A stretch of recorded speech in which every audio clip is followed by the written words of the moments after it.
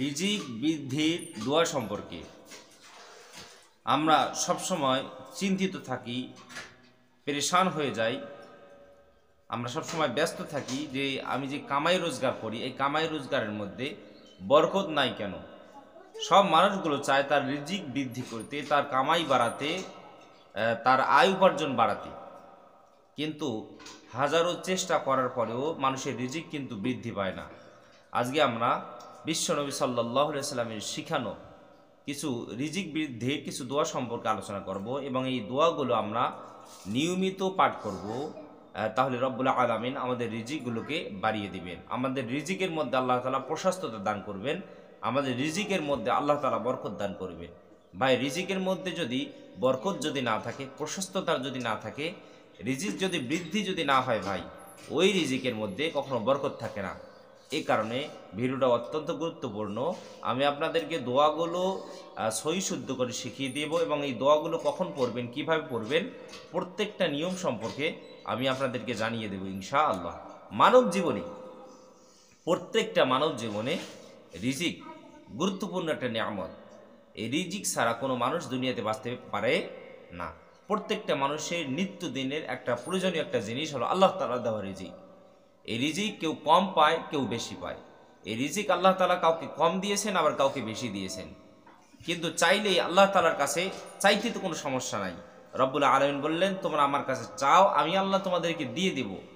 তো আমরা যদি আল্লাহ তাআলার কাছে রিজিক যদি চাই যে হে আল্লাহ তুমি আমাকে আরও রিজিক দান করো, আমাকে আরও রিজিক বাড়িয়ে দাও, তাহলে রব্বুল আলামিন কিন্তু দিবেন। তিনি বলছেন লা তাকুনাতু মির রাহমাতিল্লাহ, তোমরা আমার দয়া থেকে কখনো নিরাশ হইও না, আমার রহমত থেকে তোমরা কখনো নিরাশ হইও না। তোমরা আমি আল্লাহর কাছে যা চাইবা আমি আল্লাহ তাই দেব। কারণ আল্লাহ তাআলার রিজিকের ভান্ডারে কোনো কিছুর কি নাই, অভাব নাই।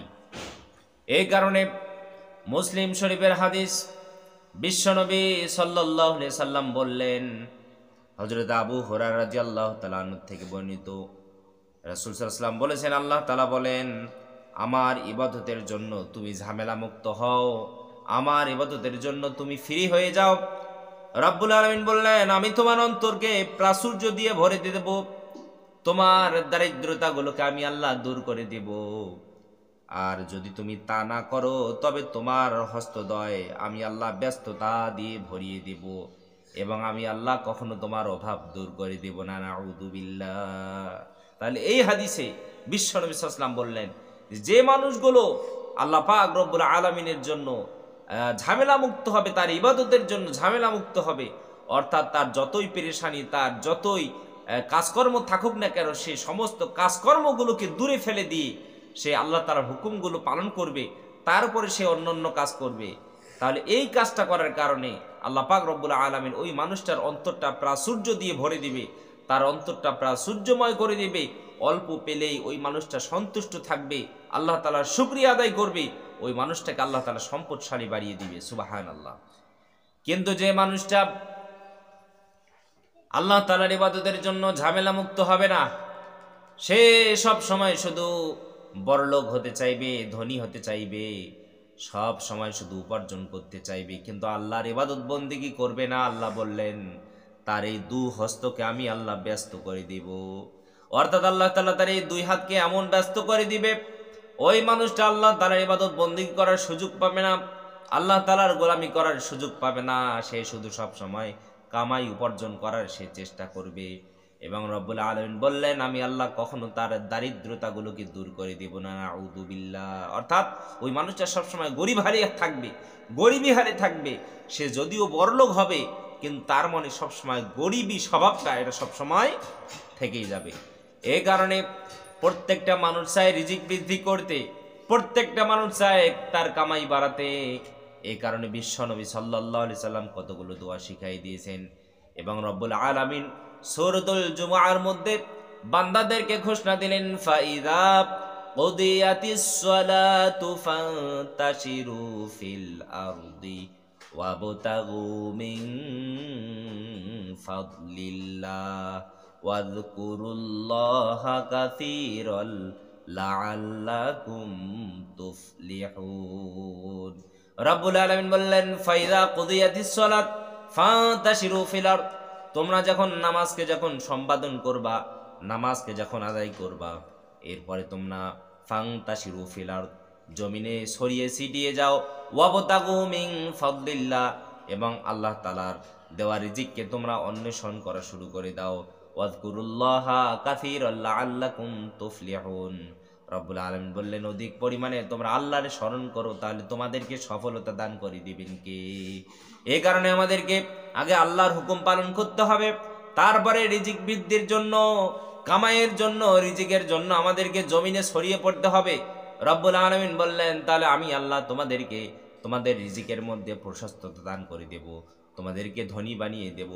এই কারণে বিশ্ব নবী সাল্লাল্লাহু আলাইহি ওয়াসাল্লাম বললেন, ও আমার উম্মতেরা, তোমরা যদি কিছু কিছু আমল করো, কিছু কিছু দোয়া পড়ো, যে দোয়াগুলো স্বয়ং বিশ্ব নবী সাল্লাল্লাহু আলাইহি ওয়াসাল্লাম তিনি পড়তেন, এই দোয়াগুলো পড়ার কারণে রব্বুল আলামিন বান্দাদের রিজিকের মধ্যে প্রশস্ততা দান করে দেন। সুবহানাল্লাহ। রিজিকের মধ্যে আল্লাহ তাআলা বরকত দান করেন।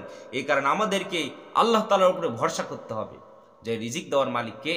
আল্লাহ তাআলা। তিনি বান্দাদেরকে রিজিক দেন, কারণ তার কাছে সমস্ত ধনভাণ্ডার। এরপরে আমাদেরকে নিয়মিত আল্লাহ তাআলার কাছে দোয়া করতে হবে, আমাদেরকে বারবার আল্লাহ তাআলার কাছে চাইতে হবে, মোনাজাত করতে হবে। এবং তৃতীয় নম্বরে সৎ কাজের মাধ্যমে রিজিক বৃদ্ধি করার চেষ্টা করতে হবে।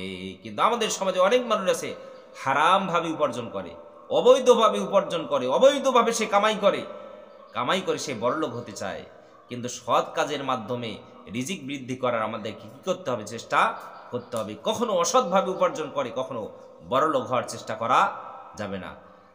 কারণ আপনি আমি যদি হারামভাবে, অবৈধভাবে যদি রিজিক যদি উপার্জন করি, কামাই রোজগার যদি করি, এই অবৈধ সম্পদগুলো একদিন আল্লাহর সামনে আপনার আমার বিরুদ্ধে কিন্তু সাক্ষ্য দিবে।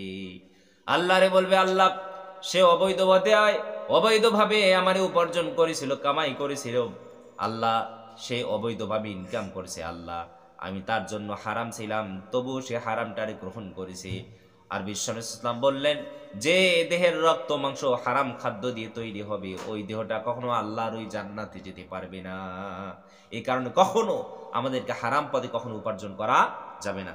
এই কারণে রিজিক বৃদ্ধির জন্য বিশ্ব নবী সাল্লাল্লাহু আলাইহি ওয়াসাল্লাম সর্বপ্রথম তার উম্মতদেরকে যে দোয়াটা শিখাই দিলেন, বিশ্ব নবী সাল্লাল্লাহু আলাইহি ওয়াসাল্লাম বললেন, আল্লাহুম্মা গফিরলি যামবি ওয়া ওয়াসি'লি ফি রিজকি ওয়া বারিকলি ফিমা রাযাকতানি। বিশ্ব নবী সাল্লাল্লাহু আলাইহি ওয়াসাল্লাম বললেন, ও আমার উম্মতেরা, রিজিক বৃদ্ধির জন্য তোমরা এই দোয়াটা পড়বা, আল্লাহুম্মা গফিরলি যামবি, হে আল্লাহ তুমি আমার জীবনের গুনাহগুলোকে মাফ করে দাও, বলে আমিন। এরপরে বিশ্ব নবী সাল্লাল্লাহু আলাইহি ওয়াসাল্লাম বললেন, ওয়াসি'লি ফি রিজকি, ও আল্লাহ তুমি আমার রিজিকের মধ্যে বরকত দান করে দাও, তুমি আমার রিজিক বৃদ্ধি করে দাও। ওয়া বারিকলি ফিমা রাযাকতানি, এবং আপনি আমার যে রিজিক দান করেছেন ওই রিজিকের মধ্যে আপনি বরকত দান করে দেন। সুবহানাল্লাহ। বিশ্ব নবী সাল্লাল্লাহু আলাইহি ওয়াসাল্লাম আলোচ্য দোয়ার মধ্যে তিনি তিনটা জিনিস আল্লাহ তাআলার কাছে চেয়েছেন। প্রথম নম্বরে হলো তিনি আল্লাহর কাছে চেয়েছেন, আল্লাহুম্মা গফিরলি যামবি, হে আল্লাহ তুমি আমার জীবনের গুনাহগুলোকে মাফ করে দাও। এরপরে তিনি আল্লাহর কাছে চেয়েছেন, ওয়াসি'লি ফি রিজকি, আল্লাহ তুমি আমার রিজিক বাড়িয়ে দাও, রিজিকের মধ্যে প্রশস্ততা দান করে দাও। ওয়া বারিকলি ফিমা রাযাকতানি, আপনি আমাকে যে রিজিক দান করেছেন এই রিজিকের মধ্যে আল্লাহ আপনি বরকত দান করে দেন। সুবহানাল্লাহ। কোন রিজিকের মধ্যে যদি আল্লাহর বরকত যদি না থাকে ভাই, ওটা যতই বেশি হোক না কেন, ওটার মধ্যে কি থাকে না? কোনো শান্তি থাকে না, আল্লাহর কোনো রহমত থাকে না।